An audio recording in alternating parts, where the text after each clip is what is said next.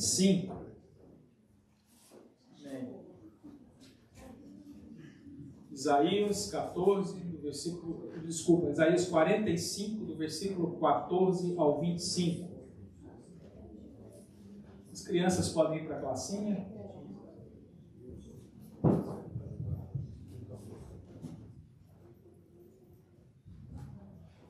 Amém.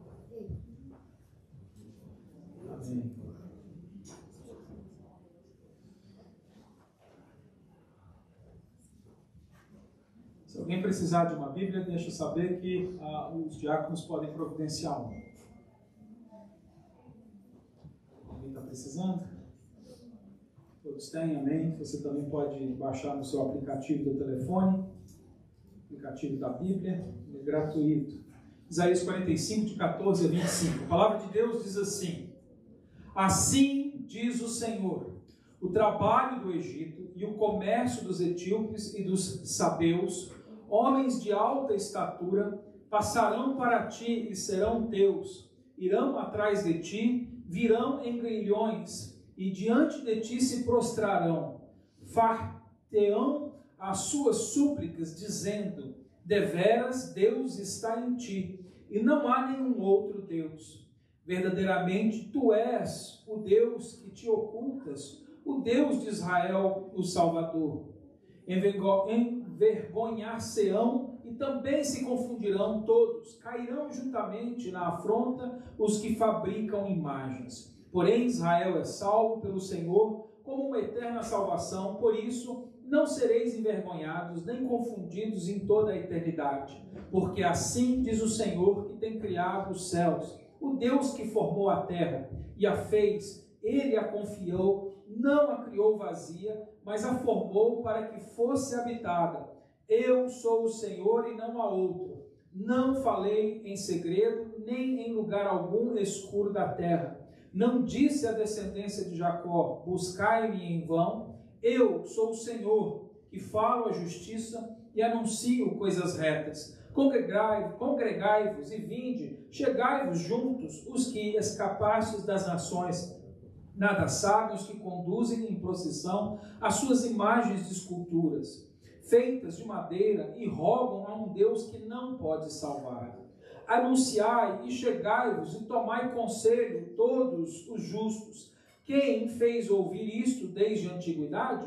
Quem desde então o anunciou? Porventura não sou eu, o Senhor? Pois não há outro Deus senão eu. Deus justo e salvador, não há além de mim. Olhai para mim e sereis salvos, vós, todos os termos da terra, porque eu sou Deus e não há outro.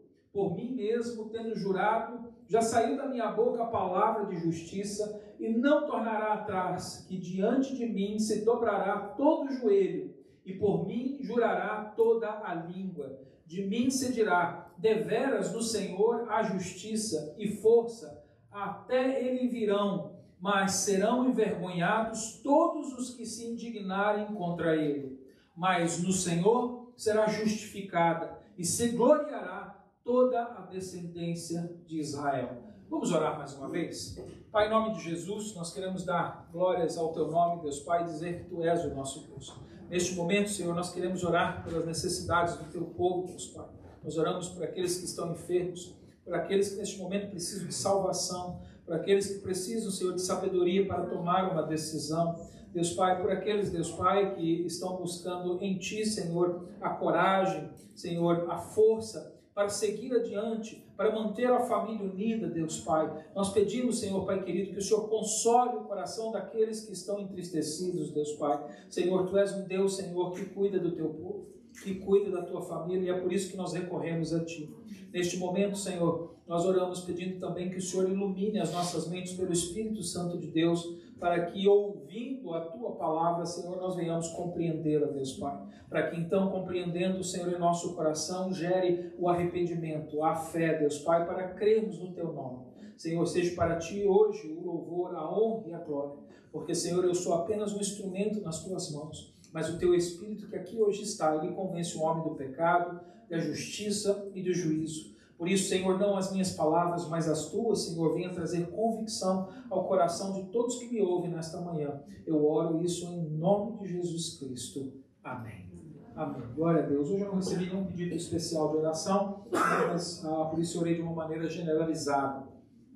Mas eu tenho certeza que se você levou a sua necessidade diante do Senhor, Ele te ouviu. Bom, hoje a minha mensagem, ela vai falar a respeito do que o próprio Senhor está falando. O próprio Deus aqui está falando através de Isaías, e Ele está dizendo que somente Ele, por ser Deus, o único Deus verdadeiro, Ele pode salvar. Nenhum outro Deus, nenhuma outra pessoa, nenhum outro método há para a salvação das pessoas que Ele criou. Como Criador, como Senhor, Ele é o único que pode salvar. Só há Ele, um único caminho, somente em Jesus Cristo nós temos a salvação. É a mensagem que Isaías está fazendo aqui. Lógico que Isaías, quando ele estava ministrando isso, ele ministrava antes da chegada de Jesus Cristo sobre a face da terra. Ele recebeu essa mensagem, na verdade, cerca de 600 anos antes de Jesus ter nascido, morrido, e vencido a morte. Por isso é que a gente não vê o nome de Jesus proclamado, e sim a pessoa de Deus, porque Jesus é o próprio Deus, é a encarnação de Deus aqui na terra. Então, tem hora que eu vou falar Jesus, tem hora que eu vou falar Deus, mas entenda uma coisa, só há um Espírito, um só Senhor, o Pai, o Filho e o Espírito Santo não são três coisas, três indivíduos, eles são uma única pessoa que se manifestam de três maneiras. Talvez seja um pouco difícil de compreender isso, porque nós não somos assim, nós somos limitados, mas Deus decidiu se manifestar desta maneira. Então nós vamos estar entendendo isso hoje aqui. Para aqueles que estão me ouvindo pela primeira vez, quem está nos visitando hoje pela primeira vez, eu tenho ministrado o livro de Isaías desde o capítulo 1, versículo 1. Já há cerca de 2 anos eu venho pregando o livro de Isaías, versículo por versículo, capítulo por capítulo. E para que você compreenda a mensagem de hoje, eu quero rapidamente te dar uma ideia geral do que Isaías está ministrando. Israel, naquele momento em que Isaías estava vivo, era uma nação que estava vivendo um bom momento. Eles estavam com muito dinheiro, muito trabalho, um exército forte. Eles estavam vivendo as bênçãos de Deus, mas eles tinham se afastado de Deus. Eles já, por causa do conforto, por causa da bonança, da fortaleza, das boas casas, da boa terra, da boa produção das suas vinhas, das suas plantações, eles se sentiam confortáveis, então eles se esqueceram que tudo isso veio porque Deus os havia abençoado. E eles começaram a se voltar para outros deuses.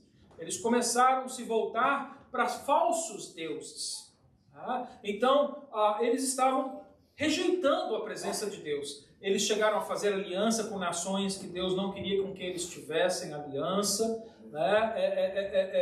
Ou seja, de certa maneira, eles estavam rejeitando o governo de Deus, rejeitando a pessoa de Deus, rejeitando o cuidado de Deus. Então Deus levanta Isaías para alertá-los que se eles não voltassem atrás, se eles não se arrependessem, eles teriam consequências terríveis.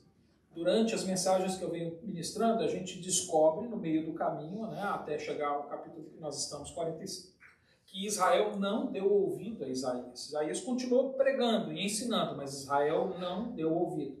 E Deus, sabendo que Israel não ouviria, Deus então decidiu que Israel cairia nas mãos da Babilônia. Eles seriam levados cativos e Jerusalém seria destruída, o templo seria destruído e a nação seria desfeita. E eles passariam 70 anos no cativeiro, eles estariam presos no cativeiro. Mas como Deus não volta atrás nas suas promessas e nas suas alianças, Ele promete para Israel, e é o que está acontecendo aqui agora, nesses últimos capítulos que temos visto, que mesmo que eles se rebelem contra Deus e eles não voltem atrás, ainda assim, o plano de Deus é resgatar essa nação, é salvar essa nação. Por quê? Porque entre as pessoas daquela nação, haveria alguns que ele chama de remanescentes, que de fato se converteriam, que se arrependeriam dos seus pecados e confiariam em Deus. E por causa destes, toda a nação seria beneficiada e Deus ia livrar. Na minha última mensagem do domingo passado, nós vimos no início desse capítulo que Deus levantaria um homem chamado Ciro, hoje eu não vou falar muito dele, mas que ele levantaria esse homem, esse governante de uma outra nação, né, a nação persa, que hoje representa o Irã. Né, você vê, Deus usou o Irã, que hoje ataca Israel, para libertar Israel das mãos da Babilônia. Porque Deus faz como Ele quer, quando Ele quer, do jeito que Ele quer. E Ele mostrou isso para a gente. Hoje aqui, então, Ele vai falar dessa salvação. Ele vai mostrar para a nação de Israel que só há um único meio, um único caminho para que eles sejam libertos, para que eles sejam salvos. Bom, a partir do versículo 14, por isso que eu dividi essa passagem, né, do Isaías 45, do versículo 1 ao 13 e agora do 14 ao 25, porque do versículo 1 ao 13, a ênfase é na libertação das mãos dos inimigos físicos. Agora aqui, no capítulo, do versículo 14 ao 25, a ênfase já não é mais na libertação da nação de Israel do cativeiro. Aqui agora ele está falando no âmbito espiritual. É a libertação daquela nação dos seus pecados. Então, é muito importante você perceber isso, porque nós também estamos presos nos nossos pecados. E é por isso que o livro de Isaías é considerado o quinto evangelho, porque é uma mensagem evangelística, uma mensagem que chama não só Israel, mas todas as nações da terra ao arrependimento para que sejam salvas. Então é o que nós vamos estar aprendendo hoje aqui. Né? E essa mensagem de hoje, né, que fala a respeito de apenas haver um único caminho, é uma mensagem difícil para o mundo. É uma mensagem que deixa as pessoas que ouvem a gente pregar irritadas, extremamente irritadas. Quando você sai no mundo, quando você conversa com seus amigos na escola e quando você diz para as pessoas que só há uma maneira de ser salvo e que a única maneira de ser salvo é através de Jesus Cristo, você vai encontrar ódio.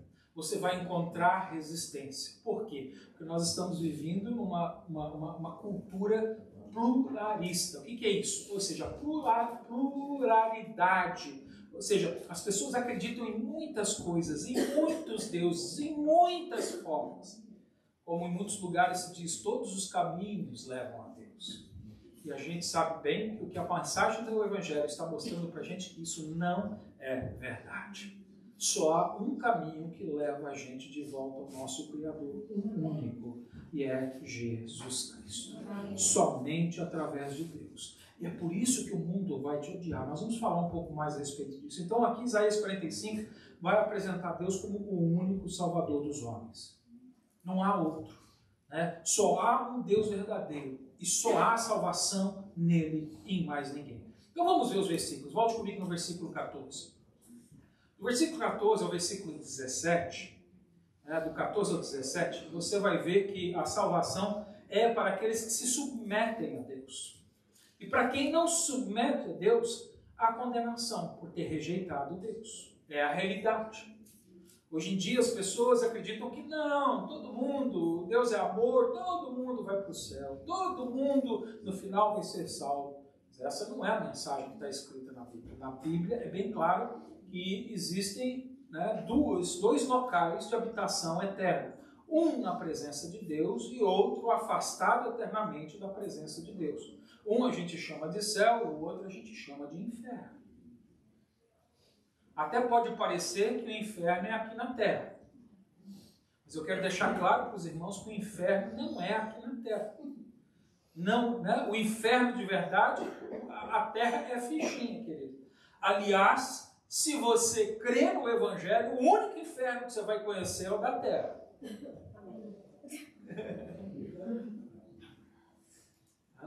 Então, olha só o versículo 14. Ele vai mostrar para a gente que no futuro, né, aqui ele está falando de coisas espirituais futuras agora, é uma profecia, né, uma predição daquilo que vai acontecer adiante. Deus agora está anunciando que não só na nação de Israel, mas os gentios também vão se render a Deus. Ou por crer ou por não crer. No fim, todo joelho vai se dobrar diante de Deus. Olha o versículo 14. Ele diz assim: assim diz o Senhor, o trabalho do Egito e o comércio dos etíopes e os sabeus, homens de alta estatura, passarão para ti e serão teus, irão atrás de ti, virão em grilhões, estão presos, está vendo? E diante de ti se prostrarão, fartar-se-ão as suas súplicas, dizendo: deveras Deus está em ti e não há nenhum outro Deus. A ideia básica aqui desse versículo, o que ele está querendo mostrar aqui nessa passagem, é que o trabalho da salvação, da redenção, da libertação do povo de Deus é iniciado pelo próprio Deus. Israel, ele seria liberto das mãos do seu inimigo, a Babilônia, por Ciro, como eu falei. Mas aqui agora, o ponto não é mais a nação da Babilônia. Aqui agora a libertação da nação de Israel e dos gentios tem a ver com o futuro. Ele está falando do que a gente chama do período milenar. Do período em que depois, né, de haver a tribulação, Israel se renderia ao Senhor. Ou seja, vai chegar um momento em que a nação de Israel, que foi liberta da Babilônia, mas continuou não crendo em Deus, e até hoje não crê em Jesus Cristo, um dia, diante do sofrimento, das tribulações, diante da manifestação de Satanás, essa nação vai ter que se render a esse Deus verdadeiro e reconhecer que só há um que eles podem confiar, e é Jesus Cristo, o Messias. Então é o futuro. Aqui Deus está mostrando para Isaías e para a nação de Israel o futuro. E nesse dia eles vão perceber que Deus não veio só para eles, veio também para todas as outras nações da terra. Aqui, por exemplo, a gente tem uma amostra de 3 nações, que na verdade estão representando todas as pessoas no mundo. Né? A primeira aqui que ele fala é do Egito, ele fala do trabalho do Egito. O que ele está querendo dizer com isso? Por que ele dá, ele dá o nome do país e fala uma das qualidades que o país tem? Ele está querendo fazer um contraste, querido, para mostrar para mim e para você como a libertação chega, como a salvação chega. Então ele fala do trabalho do Egito. Então o que ele está querendo mostrar aqui é que não importa quão impressionante ou importante sejam as suas obras, quão imponente, quão graciosa, quão amorosa sejam as suas obras, você não entra no céu por causa delas. O Egito trabalhava. Era uma terra de gente trabalhadora, uma terra que construía, que produzia. Até hoje impressiona, daquela época. As pessoas viajam, o mundo inteiro viaja para o Egito para ver o quê? As grandes pirâmides, as grandes construções, porque toda aquela obra que eles fizeram, todo aquele trabalho que eles realizaram, toda a riqueza que aquele país viveu, impressiona até os dias de hoje, mesmo que ainda hoje esteja em ruínas.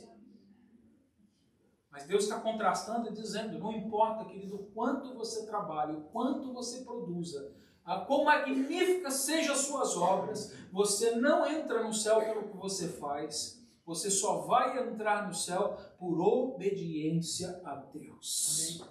Ele está dizendo que é o que vai acontecer no futuro. As nações gentias, como o Egito, um dia vai se render a Deus, vai confessar que Ele é Senhor.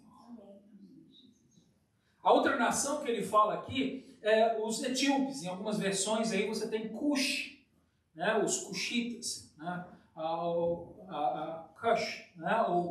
Os etíopes, é a nação da Etiópia nos dias de hoje. E aqui ele fala do comércio dos etíopes. Por quê? Porque naquele tempo, uma das nações mais ricas, né, financeiramente, mais poderosas financeiramente, era a Etiópia. Olha para você ver como tudo muda, né, querido? Hoje é uma das nações mais miseráveis do mundo. Milhões e milhares de pessoas morrem de fome naquele país nos dias de hoje. Mas naquela época era uma nação que tinha muito ouro, era o melhor ouro.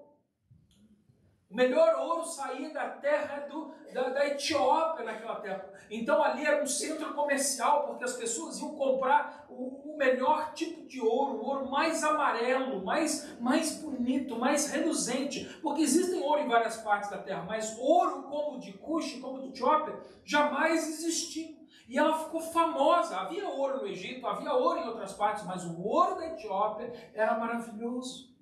Ou seja, havia muita riqueza, muito comércio, muita abastança, muita abundância ali. Mas aqui Deus está querendo fazer um contraste e mostrar que não adianta o quanto você acumula, você não vai entrar no céu pelo que você tem, pelo que você produziu, pelo que você comprou. Você só pode entrar nas regiões celestes por aquilo que o próprio Deus fez, porque só Ele pode pagar pelos seus pecados.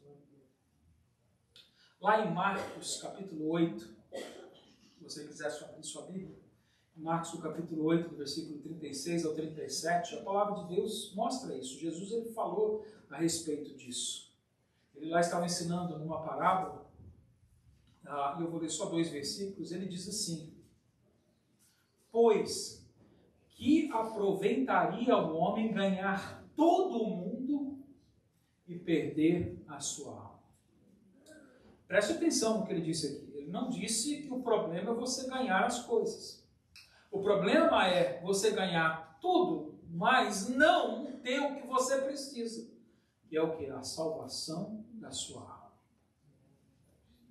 O problema não é ser rico. O problema é ser rico sem Deus. Que bom que você pudesse ser rico com Deus. Olha o versículo 37. Ou o que daria o homem pelo resgate da sua alma? Ou seja, o que Jesus está ensinando aqui? Que ninguém pode entrar no céu comprando um lugar lá. É interessante que durante anos e anos, centenas de anos, a igreja, a falsa igreja, ela ensinava exatamente isso. A igreja católica romana, ela ensinava isso. Ela ensinava aos seus fiéis que se eles não conseguiam obedecer a Deus, se eles não conseguiam viver em santidade, tinha uma outra maneira de eles chegarem no céu. Eles pagavam uma indulgência, eles pagavam um preço, né? Eles compravam, né? Como a gente faz, compravam um lote, compravam uma terrinha lá no céu. Se a gente comprasse uma terrinha lá no céu, Deus ia levar a gente lá para a nossa terra, porque a gente pagou. E foi assim que a Igreja Católica Romana enriqueceu pelo mundo, vendendo um lugar no céu. Enquanto a própria Bíblia que ela usava dizia que ninguém pode entrar nos céus comprando um lugar lá. Não importa o quão rico você seja, querido, se você não teve os seus pecados pagos na cruz do Calvário por Jesus Cristo, você não tem entrada nos céus. Você vê por que o mundo tem raiva da gente? Porque essa ideia, essa mensagem vai de encontro ao que o mundo pensa, ao que as pessoas pensam. No mundo, quem tem prestígio? É quem tem muito, quem tem fama, quem aparece, quem tem sucesso. Hoje em dia, no meio da nova geração, é que tem muitos followers, tem muitos seguidores. Hoje, a batalha dos jovens dos dias de hoje é ser aceitável, ser querido, ser amado. Ele senta e fala assim: quantos amigos você tem no seu Instagram? Quantas pessoas estão te seguindo? Hoje você mede a sua influência, o seu poder, a sua capacidade pelo número de pessoas que te seguem na rede social.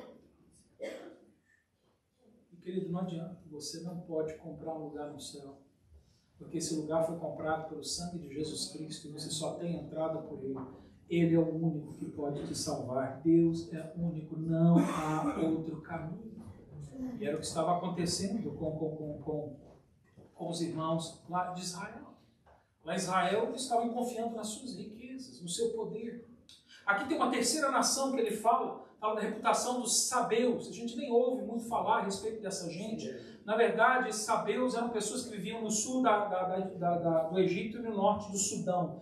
Normalmente, hoje, né, se comprasse pelos sudaneses, né, as pessoas do Sudão, do país Sudão. Eles eram homens também de bom comércio, porque também lá havia bom ouro. Não era tão bom quanto o da Etiópia, mas também havia muitas riquezas. Aliás, até hoje tem. Lá o país vive em guerra civil até hoje por causa das riquezas minerais que existem no solo. As pessoas se odeiam, se matam, né? Eu tenho um amigo que ele é pastor, né? Até no meu Facebook eu tenho ele, o Guinho, ele é pastor lá no Sudão e ele, né, vira e mexe, ele tem que tirar a família do país, né? né, traz para cá e deixa eles aqui, e ele volta sozinho, porque tem hora que o perigo, né, bate a porta realmente, então ele tira os seus filhos, que são pequenos, e a esposa, traz para cá e continua ministrando o evangelho, porque lá é perigoso, lá eles matam mesmo os cristãos, matam os pastores, e são pessoas altas, grandes, né? Não lembro se a Ana Laura, né, lembra quando nós estivemos lá no Open Doors em Rochester, né? Ele era, né, um grandão, altão, e a esposa dele é americana, branquinha, né? E os menininhos tudo café com leite. Né? Que ela era filha do missionário que foi, né? E ele se casou, né, com a filha do missionário que trabalhava lá no Sudão. É uma família linda. E eles são altos. E aqui a palavra está mostrando para a gente aqui que os sabeus, eles eram pessoas de bom comércio, também ricas, mas aqui o que chama a atenção, que ele diz, né, fala de uma característica, que eles eram homens de grande estatura. Ou seja, eram pessoas que impressionavam. Eles em si impressionavam. Né? E é isso, o que ele está querendo mostrar aqui para a gente, o contraste que Deus está fazendo é que, independente da sua fama, da sua popularidade, você não vai ingressar no céu porque você é imponente. Você só vai entrar no céu porque Deus é imponente, porque Ele é o maior. Esse é o ponto aqui. Ou seja, então ele começa a mostrar aqui para o mundo gentílico que está sendo representado, e é isso que a gente vê no mundo dos dias de hoje, em qualquer país, em qualquer nação, é que muitas vezes as pessoas estão tentando se aproximar de Deus com o que elas fazem, mas ninguém vai chegar à presença de Deus pelo que ela é, ou pelo que ela faz, ou pelo que ela tem. Ela só pode chegar a Deus através de Deus, através do seu Filho, Jesus Cristo. Ele é o caminho, a verdade e a vida, e ninguém vem ao Pai a não ser por Jesus. Esse é o ponto. Segue no versículo 15. Versículo 15, olha só. Ele diz aqui agora que ainda não era tempo de Deus revelar todos os seus planos para o fim. Deus estava revelando. Entenda uma coisa, no tempo de Isaías, eles ainda não tinham toda a Bíblia, eles não tinham todo o conhecimento. Deus vinha se revelando, né, gradativamente. Então aqui a palavra diz isso, olha, vocês ainda não sabem tudo, mas daqui a pouco vocês vão saber. Olha o versículo 15. Verdadeiramente tu és Deus que te ocultas, o Deus de Israel, o Salvador. Então os gentios vão começar a perceber que por muito tempo eles não conseguiram ver, porque era o plano de Deus, na verdade. Deus queria usar uma nação, que era a nação de Israel, para que essa nação, então, abençoasse todas as outras nações da terra, e assim eles pudessem ver. Então agora vai chegar um momento em que os gentios vão reconhecer isso. Eles falavam, é verdade, a gente não via antes, mas agora a gente vê. Porque o Deus verdadeiro é um Deus que se revela. Para a gente parece que ele estava escondido, mas não é que ele estava escondido, é que ele vinha revelando as coisas gradativamente. E eles reconhecem isso. Então, né, o profeta ele diz que ele é aquele que se esconde, mas isso é, Deus ainda não tinha revelado todo o caminho da salvação, porque ia chegar o momento certo de Deus revelar esse caminho, para que então as pessoas pudessem alcançar a salvação. E essa é uma revelação maravilhosa. A revelação desse Deus que um dia salvou Israel é o mesmo Deus que também vai ter misericórdia com todas as outras nações, porque o plano de Deus nunca foi salvar apenas uma nação, e sim salvar toda a humanidade. Olha só o versículo 16, versículo 17, ele diz aqui agora que há um contraste entre a condenação, aquele que chama de vergonha, e a salvação eterna. Né? Então, olha só, ele diz no versículo 16, que os idólatras, ou os pecadores, aqui os pecadores estão representados pelos idólatras, porque a nação de Israel estava cometendo o pecado da idolatria, era o principal pecado deles, né? Buscarem outros deuses, fazer imagens de escultura, se dobrar diante, nós vimos isso em vários outros capítulos anteriores. Eles dizem que então, ele vai dizer aqui então que eles seriam envergonhados, humilhados. Olha só, versículo 16. Envergonhar-se-ão e também se confundirão. Todos são quantos? Todos que o quê? Caíram juntamente na afronta os que fabricam imagens. Olha só, ele falou isso na última semana, quando eu preguei a primeira parte, e agora de novo ele está falando isso. Ele fala, aquela pessoa que hoje vive a sua vida adorando uma imagem, fabricando uma imagem, obedecendo a uma imagem, se dobrando diante de uma imagem, essas pessoas um dia vão se envergonhar. E aqui o que ele está falando dessa vergonha não é de sentir, que vergonha, não. Essa vergonha é o quê? É a condenação. É saber que um dia essas pessoas não vão entrar no céu achando que iam entrar. Elas vão perceber que buscaram a salvação no lugar errado. Elas entraram pelo caminho errado. Se você conhece alguém, querido, que está por esse caminho, pregue o evangelho da verdade. Está escrito na Bíblia. Essas pessoas vão se perder e vão se envergonhar. Se você ama a sua família, a sua mãe, o seu pai, mas ele é um idólatra, ele tem uma imagem dentro de casa, ele se dobra diante dos santinhos, diante das imagens, avise a ele que um dia eles vão descobrir, tarde demais, que eles entraram pelo caminho errado. Porque só há um Deus verdadeiro e só Ele pode salvar. Seja com Deus, seja misericordioso. Doa a quem doer. Ele anuncia a verdade. Mesmo que ele corra o risco de ser odiado, a verdade é que só há salvação em Cristo Jesus. Mas olha o versículo 17, ao contraste. Agora ele já fala o contrário. Agora ele vai falar que o povo de Deus vai desfrutar, ou seja, aquele que obedece, aquele que submete a Deus, esse vai desfrutar da salvação eterna. Olha só o versículo 17. Porém, ao contraste, Israel é salvo pelo Senhor, com uma eterna salvação. Por isso não sereis envergonhados nem confundidos em toda a eternidade. Olha o contraste. Não tem jeito, querido, não dá. Uma vez que você recebe a salvação, uma vez que o Espírito Santo de Deus entra na sua vida, ninguém mais pode te confundir. Ninguém mais pode roubar aquilo que Deus te deu. É por isso que você pode estar seguro nas mãos de Deus. Por isso que Jesus ele faz uma promessa. Ele diz que se nós cremos nele, ele vai andar com a gente até o fim dos dias. Ele não nos abandona. Porque pelo Espírito Santo de Deus, ele nos dá essa bênção de nós não sermos confundidos, de nós não estarmos confusos, nós não estarmos sem saber para onde ir. Deus traz convicção ao coração daquele que ele salvou. Se você é uma pessoa que ainda está confusa, se você é uma pessoa que ainda não sabe para onde você vai, isso pode ser um sinal que você ainda não teve um encontro salvador com Jesus Cristo. Eu sei que as igrejas gostam de amaciar a mensagem do Evangelho para incluir as pessoas na reunião da igreja. Mas, querido, eu não quero te incluir na reunião da igreja porque nunca me preocupou o tamanho e o número de pessoas que entram dentro desse prédio. Mas me preocupa muito o número de pessoas e as pessoas que um dia vão entrar no céu. Porque aqui, querido, pode entrar qualquer um. Mas no céu só vai entrar quem Deus salva. E eu preciso deixar você saber disso, querido. Eu preciso que você saiba. Se você ainda tem dúvida no seu coração, se você ainda não tem convicção de que Jesus te salvou e Ele vai te levar até o fim neste caminho, você hoje precisa se arrepender dos seus pecados, crer em Jesus Cristo e ser salvo. Porque essa é a garantia que nós temos da palavra de Deus. Ele garante. E quem tem o Espírito Santo de Deus tem o selo da garantia.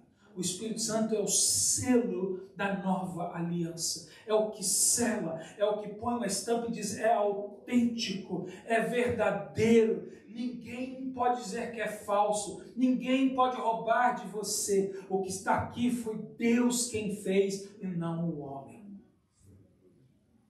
Olha o versículo 18. Agora ele vai mostrar aqui na ênfase de que, mais uma vez, ele vai dar as provas aqui de que só ele pode salvar, porque só ele é Deus. Versículo 18. Ele vai começar mostrando o seu poder através da criação. Porque foi ele quem criou tudo. Versículo 18 ele diz, porque assim diz o Senhor que tem criado os céus, o Deus que formou a terra e a fez, ele a confirmou. Não a criou vazia, mas a formou para que fosse habitada. Eu sou o Senhor e não há outro. Aqui a gente vê uma declaração da soberania de Deus, na demonstração da sua autoridade sobre toda a criação. Ou seja, Ele é o autor de tudo. Ele é soberano sobre tudo. Por isso, só Ele pode salvar. Só Ele criou. E Ele não só criou, como aqui Ele diz que Ele deu propósito à criação. Você sabe que Deus criou você com um propósito, com um fim. Você não veio por acaso nessa terra. Às vezes, a gente vê alguns jovens ou crianças que ficam com raiva quando os pais estão corrigindo e dizem assim, não sei por que você me colocou aqui. Pode saber que você não sabe, mas Deus sabe exatamente por que Ele te trouxe para cá. Ele sabe, porque Ele tem propósito. Ele colocou você aqui para ser o louvor da sua glória. Ele colocou você aqui, olha que interessante, Ele diz que Ele não fez a terra para ser vazia. E aí a gente lembra lá de Gênesis capítulo 1. Aí em Gênesis capítulo 1, a palavra de Deus diz para a gente que no princípio Deus criou os céus e a terra, e ela estava o quê? Sem forma e... Então, aqui Isaías não está preocupado com os dias, a cronologia da criação. Mas o que ele está dizendo é que quando Deus começou o plano não era deixar a terra sem forma vazia. Ele começou a organizar todas as coisas, mas o plano dela não era deixar. Deus estava fazendo essas coisas para que essa terra fosse habitada, para que a vida entrasse na terra e fosse suprida, e ela pudesse depois se multiplicar naturalmente. Ou seja, Deus desenhou todas as coisas perfeitamente. Tudo foi colocado sobre a face da terra para que a vida tivesse continuidade. Ou seja, é uma expressão de quem Deus é. Deus é vida. E quem vive na fonte da vida vai produzir nova vida, vai produzir mais vida. É por isso que ele diz que quando nós somos salvos, nós também recebemos agora a vida em abundância, porque é uma vida que produz mais vida e mais vida e mais vida. E se você está sempre vivendo e sempre produzindo vida, você passa a ser o quê? Um ser eterno. Por isso, a salvação dá a vida eterna. É eterna. Porque Ele é o Deus que fez essas coisas. Olha o versículo 19, ele diz, agora ele fala, eu sou o Criador, mas eu também sou a verdade. Versículo 19 diz, não falei em segredo. Lembra que no princípio da passagem, os gentios quando chegaram diante de Deus, falaram assim, você estava escondido, Deus. Aí Deus fala assim, não, eu estava revelando aos poucos, mas escondido eu não estava, porque Deus não é um Deus que se esconde. O nosso Deus é um Deus que se revela. Porque a verdade é a revelação. A verdade é aquilo que é aparente, é aquilo que todos podem conhecer, todos podem fazer, muitos rejeitam, mas ela é. Tem gente que vai bater o pé e dizer que 2 mais 2 é 3. Mas a verdade não fica escondida, todo mundo sabe que é 4. Então é o que ele vai mostrar. Não falei em segredo, nem em lugar algum escuro da terra. Não disse a descendência de Jacó, buscai-me em vão. Eu sou o Senhor, que falo a justiça e anuncio as coisas retas. Então nós vemos aqui que Deus, ele fala com clareza. Ele é acessível. Deus, ele revela a si mesmo. Ele revela os seus caminhos. Ele revela através da sua palavra, porque Ele é a verdade. Ele não precisa ter segredos com a gente, querido. O verdadeiro Deus, Ele não está apenas distante, Ele está também próximo. Aliás, tem uma música que fala, é um Deus de perto e não de... Está errado. Daí depois o versículo está escrito lá ele diz assim, não sou eu também Deus de longe? Eu sou Deus de perto. Eu sou um Deus próximo, mas também sou um Deus de longe. O que ele estava querendo dizer com isso quando ele diz que ele é Deus de perto e Deus de longe? Que ele é um Deus próximo porque ele quer relacionamento com você, ele quer intimidade com você, ele quer participar da sua vida, mas ele também é soberano e tem autoridade. Por isso que ele também lá de cima está vendo tudo que está acontecendo. E ele não vai passar a mão na sua cabeça quando você estiver no caminho errado. Porque ao mesmo tempo que ele é aquele pai que abraça, o pai que ama, quando o menino faz a coisa errada, corrige. Aquela mão que te acaricia, é uma hora que ela está no seu bumbum esquentando ele. Porque é necessário. Porque ele é Deus de perto e Deus de longe. Ele é um Deus que é Senhor e tem autoridade, mas é um Deus que quer intimidade com você e quer participar da sua vida, que quer te pegar pelas mãos, caminhar com você. Mas Ele é Deus. Deus é Deus. É o que ele está mostrando. Então é isso. Não foi assim, querido. A gente vê como Deus sempre quis estar próximo. Quando ele formou todas as coisas, o que ele fazia no princípio? Ele vinha até o jardim do Éden e caminhava com Adão e Eva. Bem próximo.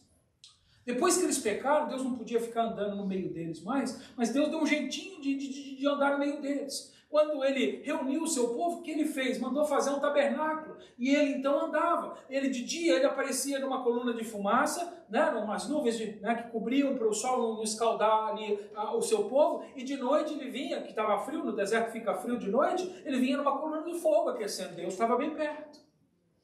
Quando o povo necessitava de perdão, necessitava contar com Deus, a glória de Deus descia sobre o Santo dos Santos. Deus está sempre perto. Divino, maravilhoso, soberano. É o que ele está mostrando. Por quê? Porque ele quer trazer justiça. A gente só pode entrar no reino de Deus se a justiça for feita. Nós somos culpados. Se você um dia mentiu, se você um dia cometeu uma falta, se um dia você desejou o que não era seu, se um dia você teve um pensamento impuro da sua vida, você pecou. Basta que você tenha feito apenas uma vez na sua vida, você já se tornou culpado. E o culpado tem uma paga, tem um salário. A Bíblia diz que o salário do pecado é a morte. Então você tem que morrer. Então Deus não pode ser um juiz injusto. Ele não pode ser injusto, ele tem que fazer justiça. Mas como ele não tem prazer na sua morte, ele enviou o próprio Filho. Ele mesmo veio em carne e osso. E ele morreu no nosso lugar, para cumprir a justiça que o pecado exigia, a morte. E um inocente, Jesus Cristo, morreu no seu lugar, para que você não tenha que morrer. E se hoje você crê em Jesus Cristo, você vai ser salvo e livre da condenação eterna. Essa é a mensagem do Evangelho. Olha só, o versículo 20 e 21 deixa isso bem claro para a gente. Aqui ele faz um chamado para a gente deixar o pecado, o erro, para a gente caminhar na justiça. Olha lá, versículo 20, ele diz, congregai-vos. Olha o chamado, vinde, chegai-vos juntos, os que escapastes das nações. Nada sabem os que conduzem em procissão as suas imagens de escultura, feitas de madeira, e roubam a um Deus que não pode salvar. Anunciai e chegai-vos e tomai conselho todos juntos, que faz ouvir isso desde a antiguidade. Quem desde então o anunciou? Porventura não sou eu o Senhor? Pois não há outro Deus senão eu, Deus justo e salvador, não há além de mim. Olha só aqui, tem 4 coisinhas para a gente ver aqui. O primeiro que ele diz é que é o chamado, querido. É ele que te chama você a se aproximar dele. Né? De manhã na escola dominical eu falei até a respeito disso. Tem hora que a gente vai falar de Jesus para as pessoas e fala assim para as pessoas, você está precisando de Deus. E é verdade, todo mundo está precisando de Deus. Mas aí a gente usa uma palavra bastante inadequada para levar essas pessoas até Deus. A gente fala assim, você tem que procurar Deus. Quem está perdido, é Deus ou eu? Quem é que está perdido? Sou eu. Então, se sou eu que estou perdido, eu tenho que procurar Deus? Ele não está perdido. Quem está perdido sou eu. É Deus que tem que me procurar. É a parábola das 99 ovelhas. Aquela que estava perdida, o que ele fez, o bom pastor?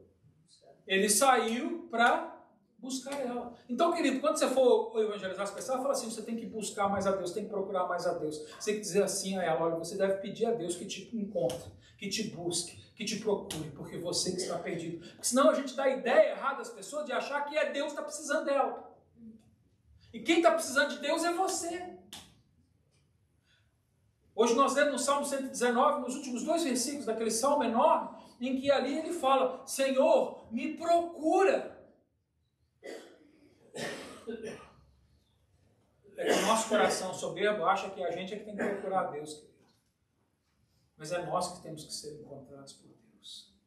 Nós temos que ensinar as pessoas que estão sem Deus a se humilhar diante de Deus, a se arrepender diante de Deus e dizer, Senhor, me acha, me busca, me procura. Eu preciso de Ti. Semana que vem está todo mundo convidado, a igreja inteira, todo mundo. Nós vamos começar uma nova escola dominical. Hoje eu encerrei, né, depois de um ano, nós estudo o Salmo 119. Semana que vem nós vamos começar a estudar sobre evangelização. como evangelizar, o que é o evangelho. Eu sei que isso é uma coisa falha da maioria dos irmãos. Querido, venha para a escola dominical aprender.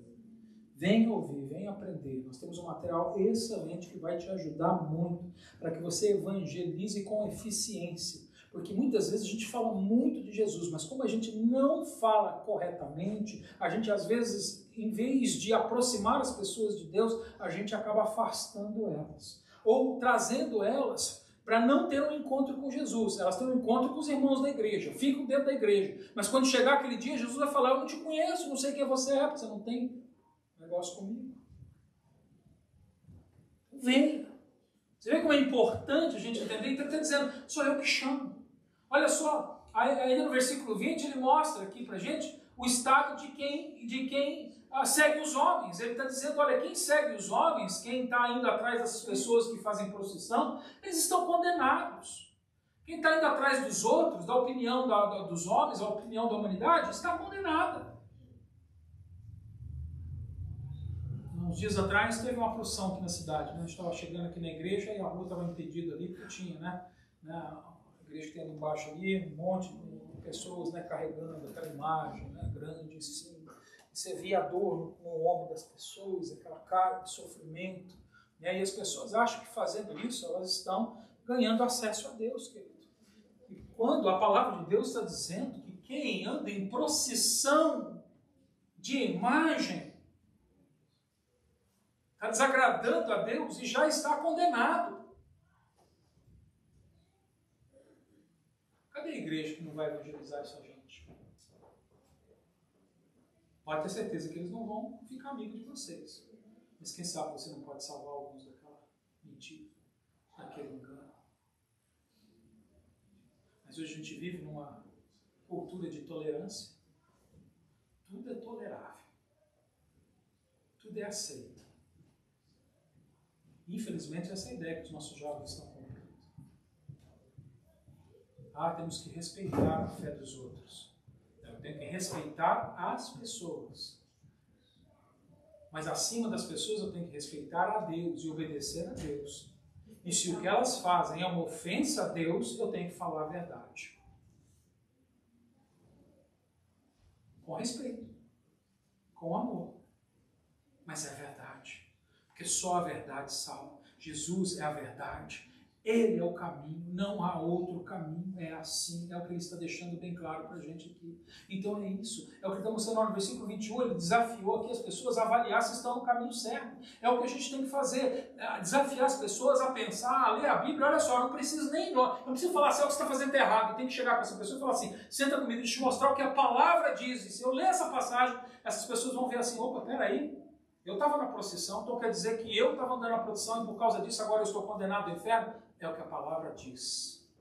E não faça mais nada, só ore por ela. Deixa que a palavra traga convicção. Você não precisa convencer o homem. Quem convence o homem do pecado, da justiça e do juízo é o Espírito Santo de Deus. E o Espírito Santo de Deus confirma não a sua palavra, mas a palavra de Deus. Leia a Bíblia para as pessoas.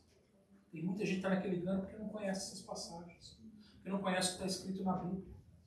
E olha, nem precisa abrir a sua Bíblia. Você fala assim: mas isso é Bíblia de Evangelho. Você fala assim: então abre a sua. Está lá, na Bíblia também. Está escrito, está aqui. Nós acabamos de ler. Está escrito, porque a verdade é que só o verdadeiro Deus pode salvar. Não tem outro. Lá em João capítulo 3, versículo 14 e 15, ele diz assim: e como Moisés levantou a serpente no deserto, assim importa que o Filho do Homem seja levantado, para que todo aquele que nele crê não pereça, mas tenha a vida eterna. O que ele está querendo dizer aqui? Ele está falando: olha, levante os teus olhos, vejam, porque só tem um jeito das pessoas serem salvas, olhando para Jesus. Lá, quando os israelitas estavam andando pelo deserto, eles começaram a ser mordidos de cobra e eles estavam morrendo, envenenados, né, pelas serpentes. Né? Tinha muita cascavel, muitas cobras, né, peçonhentas lá, e eles eram mordidos e eles morriam. Então o povo clamou diante de Deus. Aí Deus falou assim: Moisés, então faz aí uma vara com uma serpente, e quando alguém for mordido, fala para vir aqui e olhar para a serpente que eu vou curar elas. Por isso que o símbolo da medicina, da enfermagem, das coisas médicas é o quê? Uma varinha com uma serpente. Saiu da Bíblia. É o símbolo da cura, que vem de Deus. A varinha com a serpente. Aquilo ali representava o quê? O futuro, representava Jesus. O único que pode salvar você é Jesus Cristo. Você tem que olhar para Jesus. Só tem um caminho, uma direção, uma maneira da gente ser salvo. E olha só o que Jesus disse, porque hoje em dia tem muita gente pregando nos cultos também, que não, esse negócio de arrependimento, isso é coisa que não existe, não. Deus não pede arrependimento. Eu quero mostrar para você as palavras de Jesus. Marcos 1,15. Marcos 1,15, o próprio Jesus diz assim, e dizendo, Jesus estava falando, está o tempo cumprido e o reino de Deus está próximo. Arrependei-vos e crede no Evangelho. Essa mensagem não passou, ela continua valendo. Lá em Lucas capítulo 3, versículo 3, ele diz, não vos digo antes que não vos arrependerdes, todos de igual modo perecereis. Quem não se arrepender vai o quê? Perecer. Vai morrer. Por quê? Porque só Ele pode salvar. Vamos terminar a nossa passagem, que está lá no versículo 23. Isaías 45, 23. Volte lá. E agora do versículo 23 ao 25, até o final, ele vai mostrar que mesmo que muitos não concordem com a exclusividade da mensagem da salvação de Deus, assim vai ser. Deus não traça os seus planos e os seus rumos de acordo com a opinião dos homens, e sim de acordo com seus próprios decretos. Olha só, versículo 23, a primeira parte, ele vai mostrar que a exclusividade da salvação, só nele, é inegociável. Não tem jeito, Deus não vai abrir um segundo caminho. Versículo 23 ele diz, por mim mesmo tenho jurado, que já saiu da minha boca a palavra de justiça e não tornará atrás. Deus não vai voltar atrás, porque ele já determinou. Não tem jeito. Não tem dois caminhos, nem três, nem quatro. Só tem um, e o que ele falou já está determinado. Olha a continuação do versículo. Ele vai garantir agora de que um dia todos terão que reconhecer o senhorio de Jesus. Até quem não crê. Isso aqui ele está falando dos que creem. Todos. Versículo 23 e início do 24. Ele diz, por mim mesmo tenho jurado, já saiu da minha boca a palavra de justiça, e não tornará atrás, que diante de mim se dobrará todo o joelho, e por mim jurará toda a língua. De mim se dirá, deveras no Senhor a justiça e força. Um dia, querido, quem creu, quem não creu, quem aceitou, quem não aceitou, quem achou que o que a gente estava falando era intolerância ou não, todas essas pessoas um dia vão ter que se dobrar diante do Senhor Jesus. E ainda vão ter que confessar com a sua boca que Ele é o Deus verdadeiro. O problema é que essa confissão, ela só traz salvação se isso for feito aqui e agora. Porque no dia do juízo, ela não vai trazer salvação. No dia do juízo vai haver a confissão e você vai ser condenado. Então, que não fique esperando para amanhã. Não deixe para depois. Não fala assim, eu vou pensar no que o pastor falou. Não para de pensar. Creia. Entenda. Creia na palavra. Porque o dia é hoje, a hora é agora. Esse é o momento de você crer. Porque você pode não ter mais muito tempo nessa terra. Hoje nós podemos sair daqui e não voltar mais. Só Deus sabe do tempo que nós temos. Ele pode voltar. Aliás, o meu desejo é que ele volte bem logo. Os irmãos sabem disso, eu sempre falo. E pode não haver mais tempo. O tempo é agora. Para quem está ouvindo essa mensagem hoje, essa é a mensagem que nós temos que anunciar. Ela é urgente, querido. Não tem outra maneira, não tem outro caminho. Então isso é importante, querido. Por quê? Porque você vai sair num mundo que prega tolerância hoje. A nossa cultura hoje prega que nós temos que ser tolerantes. Aceitar todas as religiões. Aceitar todos os caminhos. Querido, entenda uma coisa. A mensagem do Evangelho não é assim. A mensagem do Evangelho é exclusivista. Eu sei que é difícil para o mundo entender isso. Por isso que você precisa ser espiritual para compreender essas coisas. Porque a mensagem do Evangelho diz que só há um Deus e um único caminho. E não tem outro. As pessoas até às vezes simpatizam com Jesus, mas elas querem Jesus mais alguma coisa. E isso não resolve o problema delas. Tem muita gente que até acredita em Deus. Eles dizem, não, eu acredito em Deus. Eu acredito que Deus criou, eu acredito que tem alguém que governa as coisas, mas ele também acredita em outros deuses, ele acredita em outras coisas, como os israelitas estavam fazendo. E Deus está dizendo que não adianta. Não tem como misturar as duas coisas.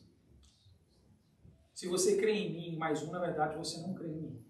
Porque se você crê em mim, você vai entender que o que eu estou dizendo é que só há um. E esse sou eu. E olha só o final do versículo 25. Ele vai dizer 24 e 25. Ele diz, até ele virão, mas se envergonharão todos os que se indignarem contra ele. Olha só, ele está dizendo, não tem jeito. Se você não aceitou essa mensagem, não gostou do que o seu amigo lá cristão disse para você, se você se irritou com ele, se você se indignou porque os cristãos estão dizendo que a única religião que salva é o cristianismo, o único caminho é o Jesus Cristo, a única maneira de ser salvo é através de Deus, pelo Filho que ele enviou na cruz do Calvário, não tem jeito, vai se envergonhar, vai ser condenado. Deus não vai olhar assim, tadinho, né? Vou dar uma chance. Não tem. Versículo 25. Mas no Senhor será justificado e se gloriará toda a descendência de Israel. Paulo explicou isso. Quem é a descendência de Israel? Não são os israelitas, queridos. A descendência de Israel são todos aqueles que creem no nome de Jesus. O verdadeiro israelita não é aquele que fez circuncisão do seu membro genital. O verdadeiro israelita é aquele que passou pela circuncisão do coração. O que isso significa? Foi todo aquele que ouviu essa mensagem, reconheceu que é um pecador, se arrependeu dos seus pecados e creu que Jesus Cristo é Senhor das suas vidas. Essa é a mensagem do Evangelho. Pai, em nome de Jesus, eu oro e eu peço que o Senhor abençoe a tua igreja, Deus Pai, com um coração contrito e quebrantado, para, Senhor, hoje perceber a importância, Senhor, da mensagem que nós temos nas mãos. Porque muitos estão enganados neste mundo e muitos se perderão, Deus Pai. Porque a porta que leva à condenação, ela é larga. O caminho é aberto, Senhor, Pai querido. Mas, Senhor, a porta que leva à salvação, ela é estreita.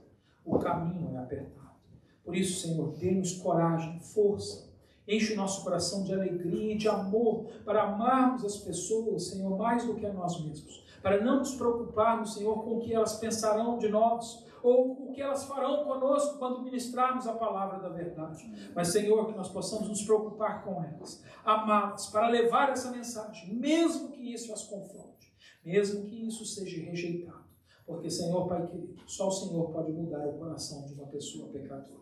Senhor, por isso nós precisamos ser um instrumento nas tuas mãos para levar a mensagem do Evangelho, para que então, pelo poder do Espírito Santo de Deus, essas pessoas sejam transformadas em adoradores, aqueles que te adoram em espírito e em verdade. Por isso, Senhor, se há alguém aqui que ainda não te conhece, hoje creia no teu nome, te receba, Senhor, reconheça que é um pecador que precisa de um Salvador e seja salvo. Seja para ti o louvor, a honra e a glória, em nome do Senhor Jesus. Amém. Convido a igreja a ficar de pé para a gente adorar.